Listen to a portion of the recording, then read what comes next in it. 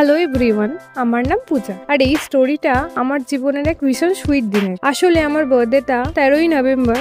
সেটা তো দেখতে দেখতেই চলে গেল, কিন্তু হনেস্টলি বলতে কি, আসল মজাটা যেন জমিয়ে রেখেছিল আগামীকাল একটা সুন্দর সানডের জন্য। ফ্রেন্ডস কেন যেন মনে করেছিল রবিবার আসার সাথেই মন ভরে সময় নিয়ে বার্থডেটা সেলিব্রেট করতে পারবে, আর সেটাই হলো। আমি নিজের ভয়েসটা নিজেই দিচ্ছি, কারণ এই দিনটার প্রতিটি মোমেন্ট আমার মনে পার্মানেন্টলি কেটে গেছে। রবিবার সকাল ঘুম ভাঙার পর থেকেই এক সুইট এক্সাইটমেন্ট কাজ করছিল। দুপুর গড়াতেই একে একে সবাই আসা শুরু করলো, কিন্তু সবচেয়ে বড় সারপ্রাইজটা অপেক্ষা করছিল আমার ঘরের ভিতরে। আমার বন্ধু অনিন্দ, সে যেন ম্যাজিক জানে। আমার ঘরটা সে কি বিউটিফুল করে সাজিয়েছিল, হলুদ লাইট, সিলিং থেকে ঝুলন্ত তারা আর বালুনস দিয়ে।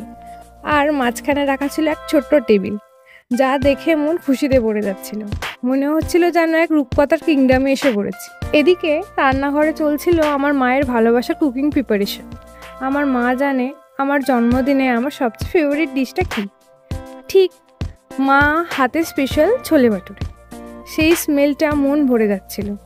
মায়ের হাতে রান্নার গন্ধ মানেই যেন সব ফেস্টিভ মুড।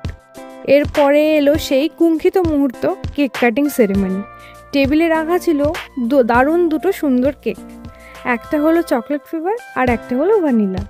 দেখেই বোঝা যাচ্ছিল কত কেয়ার করে আনা হয়েছে। চারপাশে ফ্রেন্ডসদের হাসি মুখ, তাদের গলা ছেড়ে হ্যাপি বার্থডে টু ইউ গান, সব মিলিয়ে মুহূর্তটা যেন স্পার্কেল হয়ে উঠল। আলো আঁধারির আমি ক্যান্ডেল নিভিয়ে যখন কেক কাটলাম, তখন মনে হলো জীবনে সবথেকে সুন্দর গিফট কিছু হতে পারে না। কেক কাটা হলো, হাসি মজা হলো, তারপরে চললো মায়ের হাতে ডিলিশিয়াস ফুডের পর্ব।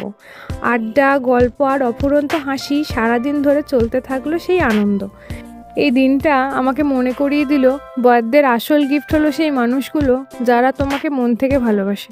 13 নভেম্বর চলে গেছে, ফ্রেন্ডসদের দেওয়া এই রবিবার সারপ্রাইজটা আমার মেমোরিতে চিরকাল ব্রাইট হয়ে থাকে।